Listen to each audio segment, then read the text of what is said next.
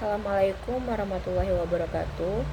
Yang terhormat para hadirin sekalian, saya Nazwa dan Afifah dari Program Studi Kehutanan Fakultas Pertanian Universitas Jambi.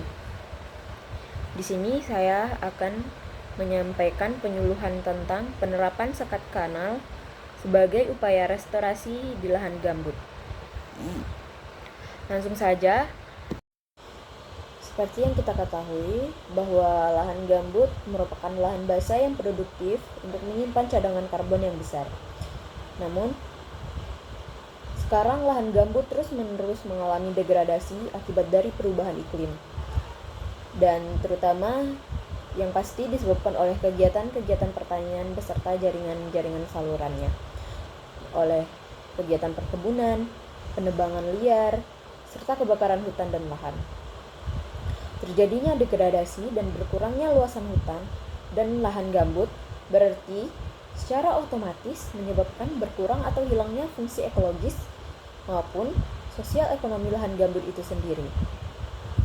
Jadi, pentingnya kita untuk mengupayakan kegiatan restorasi lahan gambut untuk menjaga keseimbangan ekosistem dan mengurangi emisi gas rumah kaca. Kenapa kita penting untuk mengetahui masalah dan mengetahui pentingnya kegiatan restorasi itu sendiri?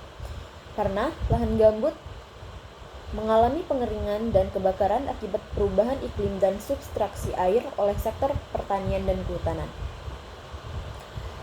Sedangkan restorasi lahan gambut itu sendiri dapat mengurangi emisi gas rumah kaca sekaligus meningkatkan produktivitas lahan yang berdampak pada kehidupan para hadirin sekalian. Restorasi gambut salah satunya dilakukan dengan cara pembasahan kembali. Pembasahan kembali itu sendiri sering kita sebut dengan rewetting. Dalam upaya pembasahan kembali tersebut dapat dilakukan dengan pembangunan infrastruktur seperti pembangunan sekat kanal yang bertujuan untuk membasahkan kembali lahan gambut untuk menjaga ketinggian air di lahan gambut dengan minimal 0,4 meter. Konsep dan tujuan dari pembuatan sekat kanal itu yaitu karena sekat kanal merupakan pengendali tata air pada daerah gambut yang bertujuan untuk menjaga keseimbangan air dan mencegah kebakaran. Jadi, sekat kanal itu sangat berpengaruh terhadap kualitas dari lahan gambut. Karena sekat kanal dapat memperbaiki kondisi permukaan lahan gambut, pH air, dan kualitas air di dalam tanah gambut. Adapun teknik dan langkah-langkah penerapan sekat kanal yaitu sekat kanal dibuat berdasarkan topografi daerah, juga memerlukan perencanaan dan konsultasi sebelum melakukan pelaksanaan. Karena penerapan tersebut tidak bisa dibuat secara sembarangan karena akan mempengaruhi kondisi dari lahan gambut tersebut. Jadi, para hadirin sekalian, banyak sekali manfaat dari restorasi lahan gambut dengan penerapan sekat kanal ini, yaitu penyimpanan karbon. Lahan gambut mampu menyimpan karbon 3 kali lipat lebih banyak dibandingkan dengan hutan tropis. Jadi, jika kita tidak melakukan restorasi lahan gambut ini, maka kita akan mengurangi karbon dari lahan gambut itu sendiri. Yang selanjutnya yaitu pengelolaan air gambut. Dengan pembuatan sekat kanal ini dapat mempertahankan kualitas air, melindungi dari banjir dan kekeringan, serta meningkatkan produktivitas dari lahan gambut tersebut. Selanjutnya yaitu konservasi keanekaragaman hayati. Lahan gambut menjadi habitat bagi flora dan fauna endemik seperti orangutan, harimau, dan gajah. Jadi, kalau lahan gambut tersebut rusak, maka flora dan fauna yang ada di lahan gambut tersebut dapat terancam. Maka dari itu, kita harus menjaga lahan gambut. Jika lahan gambut kita rusak, maka kita akan melakukan restorasi lahan gambut dengan pembuatan sekat kanal. Sekat kanal itu pun dibangun sesuai dengan kondisi peralihan cuaca. Bila kondisi peralihan cuaca musim kemarau menuju musim hujan, Sekat kanal dibangun di tengah-tengah kubah gambut kawasan lindung atau daerah hulu, dan kemudian jaringannya diperluas sedikit demi sedikit menuju ke tepi kubah atau pada kawasan budidaya atau pada bagian hilir. Dalam desain rancangan sekat kanal akan berbeda-beda sesuai dengan kondisi kawasan, kondisi sosial para hadirin sekalian, dan kondisi teknis. Adapun desain kanal yang direkomendasikan adalah backfilling, compacted pad dam, sekat semi permanen dari kayu lokal, sekat semi permanen dari kelapa, dan sekat permanen dari beton bertulang. Jadi, desain dari sekat kanal tersebut tidak hanya bisa dibuat dari kayu, tetapi dari beton juga bisa. Tinggal kita memilih mau membuat sekat kanal yang mana. Sekat kanal itu sendiri terbagi menjadi dua, yaitu sekat kanal semi permanen dan sekat kanal permanen. Sekat kanal semi permanen yaitu yang terbuat dari kayu, dan sekat kanal permanen yang terbuat dari beton. Jadi sangat saya sarankan untuk pembuatan sekat kanal ini segera dilakukan dalam lahan gambut. Karena kalau tidak ada sekat kanal, maka lahan gambut tersebut rentan mengalami kekeringan.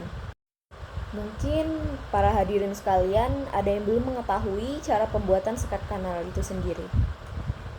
Saya akan menyampaikan cara pembuatan sekat kanal yang dapat dilakukan dengan langkah-langkah sebagai berikut. Yang pertama, yaitu kita harus menentukan lokasi untuk pembuatan sekat kanal. Dan yang kedua, kita harus menentukan ukuran dan bentuk sekat kanal. Apakah kita memilih sekat kanal semi permanen atau sekat kanal permanen. Yang selanjutnya yaitu menentukan selisih elevasi muka air antara sekat kanal dan saluran utama. Yang keempat yaitu membuat rancangan pembuatan sekat kanal.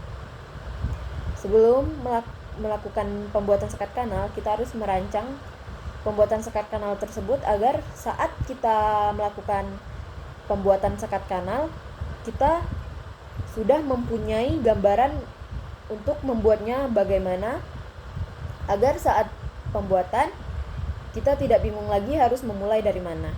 Selanjutnya yaitu melakukan konstruksi sekat kanal dengan menggunakan beton, precast atau bahan lainnya. Dan yang terakhir yaitu memantau dan mengevaluasi hasil pembuatan sekat kanal. Ketika para pekerja atau para hadirin sekalian telah selesai melakukan pembuatan, kita harus melakukan pengecekan kembali agar kita tahu bahwa sekat kanal tersebut sudah begitu kokoh atau tidak. Tentunya para hadirin sekalian, dalam pembuatan sekat kanal pasti ada tantangan yang akan kita hadapi pada saat kita melakukan pembuatan sekat kanal tersebut, yaitu konflik kepentingan. Nah, dari konflik itu sendiri, pasti kita akan bertentangan dengan sektor pertanian dan perkebunan yang mengandalkan air untuk irigasi. Tentu hal itu sangat bertentangan dengan upaya kita untuk restorasi lahan gambut. Jadi untuk itu kita harus melakukan negosiasi dan mengajak para sektor pertanian dan perkebunan tersebut untuk membuat sekat kanal agar kita sama-sama mendapatkan keuntungan. Selanjutnya yaitu keterbatasan sumber daya. Terkadang restorasi lahan gambut menjadi terhambat oleh keterbatasan sumber daya manusia seperti para tenaga kerja, teknologi seperti kontraktor, dan keuangan untuk membuat sekat kanal tersebut, yang dimana pembuatan sekat kanal pasti membutuhkan biaya dan membutuhkan tenaga manusia untuk membuat sekat kanal tersebut. Jadi kesimpulan yang dapat diambil yaitu restorasi lahan gambut dapat dilakukan dengan mempertahankan kualitas air dan pengaturan tata air dengan penerapan sekat kanal. Hal ini menjadi gambaran keberlanjutan dan kesejahteraan bagi masyarakat pedesaan sekitar. Saya harap para hadirin sekalian dapat menerapkan penerapan sekat kanal demi lahan gambut kita dapat terjaga dengan baik. Karena jika lahan gambut tersebut terjaga dengan baik, maka flora dan fauna serta ekonomi dari hadirin sekalian dapat terjaga dengan baik. Itulah penyuluhan dari saya. Apabila ada kesalahan kata, saya mohon maaf. Saya akhiri. Wassalamualaikum warahmatullahi wabarakatuh.